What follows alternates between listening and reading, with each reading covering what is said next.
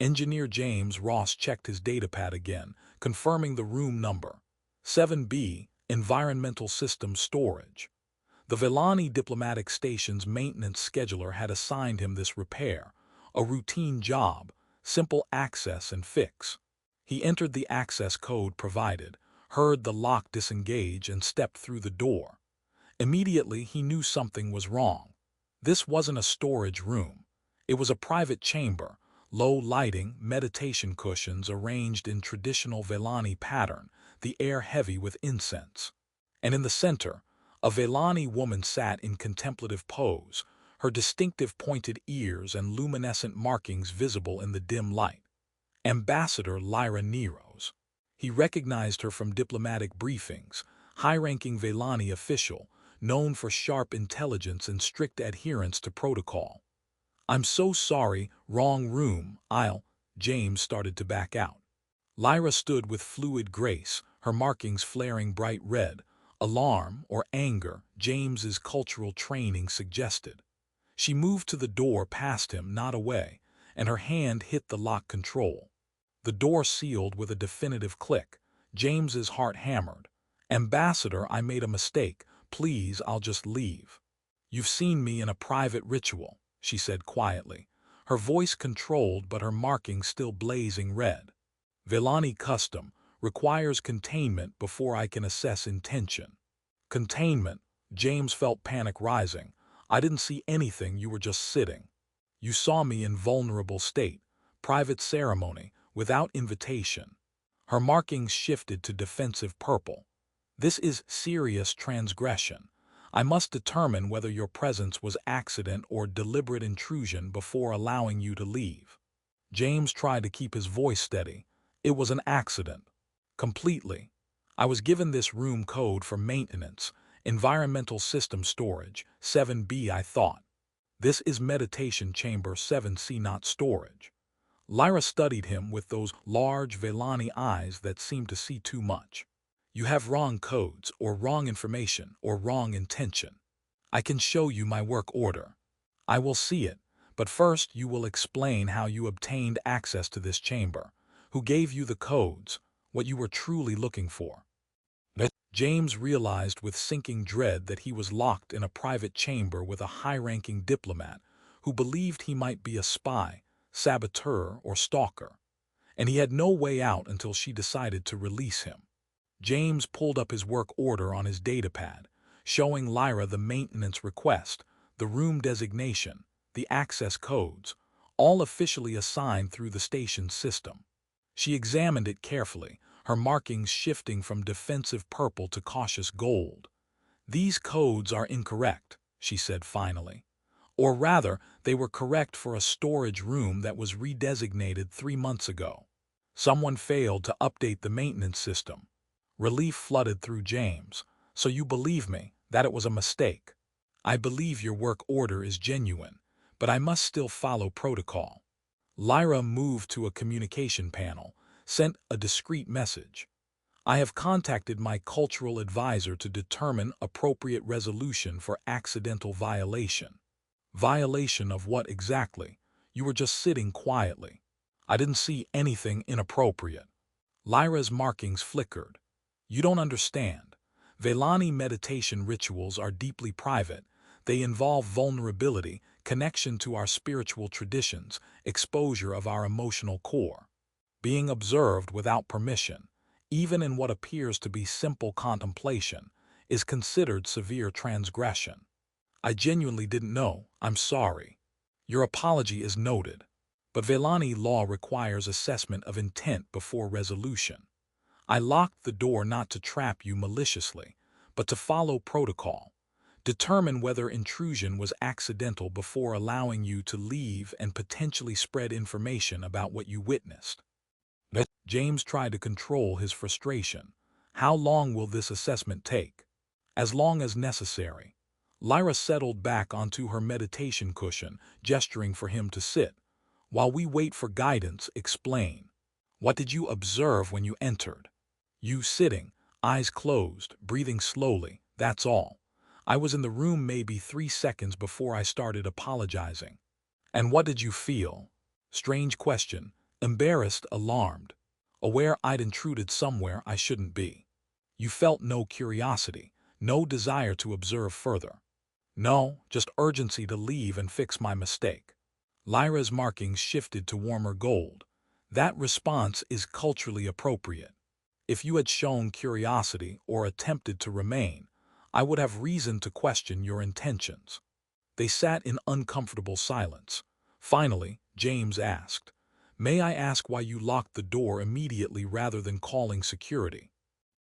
Because calling security would create official incident, would require formal investigation, would potentially damage your career and create diplomatic complication, all before determining if you deserved such consequences. Her markings showed something complex. I chose containment and private assessment first. If I determine you acted with malice, then security. If accident, then resolution that doesn't destroy you professionally for administrative error. James felt unexpected gratitude. Thank you for not assuming the worst. I am not assuming anything. I am assessing. There is difference. The cultural advisor's response took 40 minutes to arrive, the longest 40 minutes of James's life, locked in a meditation chamber with an ambassador evaluating his intentions. But the forced stillness led to actual conversation. Lyra explained Veylani meditation practices, how they involved opening oneself to emotional honesty, dropping defensive barriers, connecting to ancestral memory. To be observed in such state was to be seen at one's most vulnerable. Like someone walking in while you're crying, she offered as human equivalent, or reading your private journal without permission. Technically nothing illegal witnessed, but profound violation of privacy nonetheless. James understood better. I truly am sorry, not just for the mistake but for the distress it caused you. Your apology is more appropriate now that you understand what you're apologizing for. Her markings softened to gentle blue. I also owe acknowledgement. The door marking was inadequate, the access codes were wrong. We both fell victim to administrative error. The response from the cultural advisor finally appeared on Lyra's screen. She read it, her markings shifting to relieved gold. The guidance is clear. Accidental intrusion by someone showing appropriate respect and remorse can be resolved through mutual understanding rather than formal complaint. She stood, moved to the door, entered the unlock sequence. The door opened. James stood, relief making him slightly shaky. Before he could leave, Lyra spoke, "Thank you." He turned surprised. For what? For not panicking when I locked the door. For listening to my explanation rather than demanding immediate release. For accepting temporary confinement while I followed my cultural protocols. Her markings glowed warm. That restraint and respect for boundaries, even when frightened, it matters. It's why I believe your intentions were innocent. James nodded. Thank you for explaining rather than just calling security. For giving me a chance to understand before condemning me. For choosing education over punishment. They stood at the threshold, an unexpected moment of mutual respect after a crisis. I will submit corrected access codes for the maintenance system, Lyra said formally, and ensure proper door marking. This should not happen again. I'll double-check room designations before entering, and learn more about Veylani cultural protocols, so I don't accidentally violate them. That would be appreciated. James left, the door closing quietly behind him. He'd been terrified for 40 minutes, but he'd also learned something valuable about Veylani culture, about respect for boundaries, about choosing communication over assumption. Strange way to build understanding, but effective nonetheless. 3 weeks later, James encountered Ambassador Lyra at a diplomatic function. Standard maintenance personnel were invited to demonstrate station-wide cooperation. They saw each other across the room. Recognition, brief awkwardness, then Lyra approached. "Engineer Ross, how is the environmental systems maintenance proceeding?" "Well, Ambassador, no more wrong rooms entered." Her markings flickered with what might have been amusement. "I am pleased to hear it." They talked briefly, professionally. But there was ease that hadn't existed before, shared experience creating unexpected connection. Over following weeks, they encountered each other regularly. Conversations lengthened. Professional courtesy became genuine discussion about cultural differences, station life, respective backgrounds. James learned that Lyra found diplomatic work isolating, constant formality, every interaction calculated, genuine connection rare. Lyra learned that James had chosen maintenance work specifically to avoid office politics, preferring practical problems with clear solutions. Both were, in different ways, outsiders in their respective professional spheres.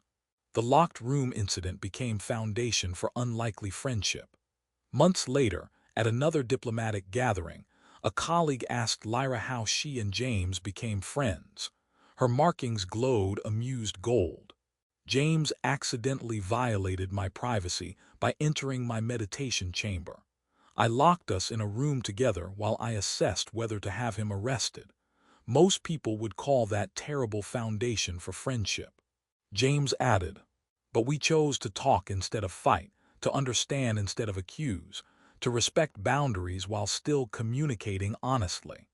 Sometimes the best relationships form when you're forced to communicate without escape routes. Though I do not recommend the method generally, Lyra said dryly. There are easier ways to build trust than locking someone in a room. Agreed, but it worked for us. What started as mistake and fear, wrong room, locked door, cultural violation, had become genuine connection built on restraint, communication, and mutual respect. James had been terrified that day. Lyra had been violated and defensive, but both chose honesty over panic.